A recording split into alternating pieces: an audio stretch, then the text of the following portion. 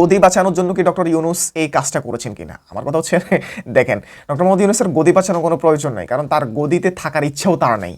তিনি স্বল্প সময়ের জন্য এই দেশে দায়িত্ব নিয়েছেন, সেই দায়িত্ব যতটুকু সম্ভব হয় তিনি পালন করে আবার তাকে তার কাজে ফিরে যেতে হবে। এটা হচ্ছে তার মেইন লক্ষ্য। তিনি এদেশে রাজনীতি করতে আসেন নাই, ক্ষমতা ধরে রাখতে আসেন নাই, গদির তো তার কোনো প্রয়োজনই নেই।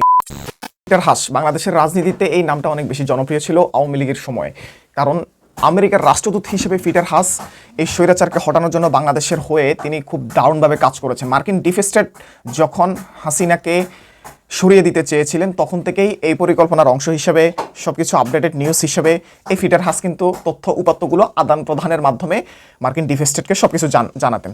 এখন এই মার্কিন যে সাবেক রাষ্ট্রদূত, সে রাষ্ট্রদূত আবারও বাংলাদেশে আসছে কি কোনো ঘুটো করার জন্য? না, আসলে না। তিনি যখন বাংলাদেশের সাবেক রাষ্ট্রদূত ছিলেন, সেই সময়টাতে আমেরিকা তাকে যে কোনোভাবে তাদের সুবিধা অনুযায়ী বাংলাদেশ থেকে সরাই নিয়েছিলেন। এরপরে তিনি একটা এলএনজি কোম্পানির উপদেষ্টা হিসেবে যোগ দিয়েছেন। সেই কোম্পানিটাকে তিনি দেখভাল করেন, পরিচালনা করেন এবং অন্যান্য দেশে এই এলএনজি বিক্রির জন্য তিনি কাজ করে যান। এখন এলএনজি প্রতিষ্ঠানের প্রতিনিধি হয়ে আবারও তিনি বাংলাদেশে এসেছেন আর প্রতিষ্ঠানের যে পণ্যটা রয়েছে সে পণ্যগুলো বিক্রি করার জন্য। যেমন এলএনজি বাংলাদেশের, আপনারা জানেন যে বাংলাদেশের যে গ্যাস রয়েছে, প্রাকৃতিক গ্যাসটা, সেটা আসলে যথেষ্ট নয়। বাংলাদেশে এলএনজি অনেক দেশ থেকে আমদানি করে, কাতার, সৌদি আরব আরও অন্যান্য দেশ থেকে এলএনজি কিন্তু আমদানি করে।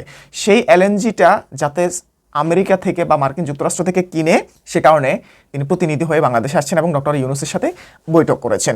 এবং আমাদের অর্থ উপদেষ্টা বলছেন যে পিটার হাসের প্রতিষ্ঠান দেখে আমরা এলএনজি কিনছি না, সামগ্রিকভাবে বিশ্বের যে দাম রয়েছে সেই দামের সাথে তুলনা করে আমরা এখান থেকে এলএনজি কিনছি। আর আপনাদের মনে থাকার কথা, ট্রাম্প ক্ষমতায় আসার সাথে সাথেই বিভিন্ন দেশের উপর এমনভাবে শুল্ক বসাইছে যে তাদের যে বাণিজ্য ঘাটতি, অর্থাৎ আমেরিকা থেকে মানুষ কম কিনে কিন্তু আমেরিকার কাছে বেচে বেশি, মানে বিক্রি করে বেশি।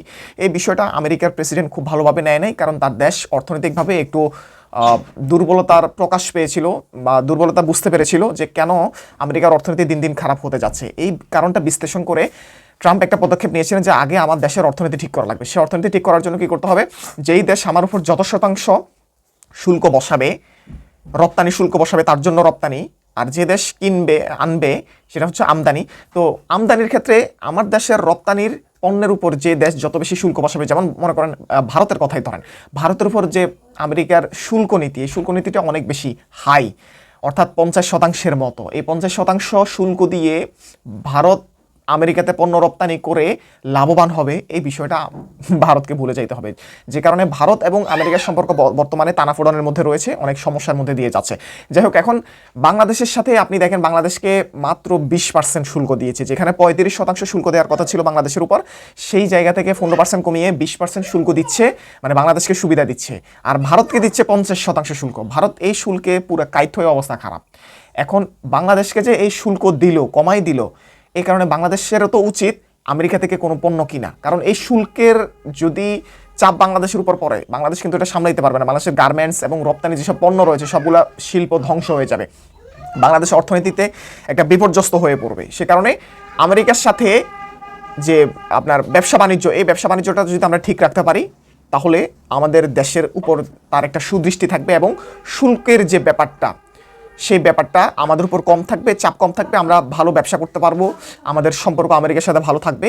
এবং সামগ্রিকভাবে আমেরিকার সাথে সবাই চায় যে তার ভালো সম্পর্ক থাকুক, কারণ আমেরিকা হচ্ছে ওয়ান ম্যান আর্মি হিসেবে বিশ্বকে এখনও লিড দিচ্ছে। যখন এই বিশ্বের রাজনীতি থেকে, এই বিশ্বের লিড পজিশন থেকে সরে যাবে, তখন দেখা যাবে সেটা ভিন্ন বিষয়, ভিন্ন হিসাব। তবে আমেরিকার সাথে যেহেতু আমাদের অর্থনীতি অনেকটা নির্ভরশীল, আমাদের যে গার্মেন্টস শিল্প রয়েছে, রপ্তানির আরও যে প্রোডাক্টগুলো রয়েছে যেগুলো আমরা আমেরিকাতে রপ্তানি করি, সেই রপ্তানির মাধ্যমে আমাদের প্রচুর পরিমাণে বৈদেশিক মুদ্রা অর্জিত হয়। সে কারণে আমেরিকার বিষয়টা আমাদেরকে কনসিডার করা লাগবে, তার সাথে আমাদের ব্যবসা বাণিজ্য ঠিক রাখা লাগবে। আপনি দেখেন ভারত তার সাথে সম্পর্ক বজায় রাখতে পারে নাই, সে কারণে তাদের উপর 50% শুল্ক আরোপ হয়েছে, যার কারণে তাদের ব্যবসা বাণিজ্য বলেন, যে গার্মেন্টস শিল্প রয়েছে সেগুলো ধ্বংসের দিকে অলরেডি তারা, কারণ 50% শুল্ক দিয়ে সেখানে রপ্তানি করার মতো, সেখানে ব্যবসা করার মতো ইন্ডিয়ার সেই সক্ষমতা নাই। সুতরাং অনেকে বলতেছেন যে গদি বাঁচানোর জন্য কি ডক্টর ইউনূস এই কাজটা করেছেন কিনা? আমার কথা হচ্ছে দেখেন, ডক্টর মোহাম্মদ ইউনূসের গদি বাঁচানোর কোনো প্রয়োজন নাই, কারণ তার গদিতে থাকার ইচ্ছেও তার নেই।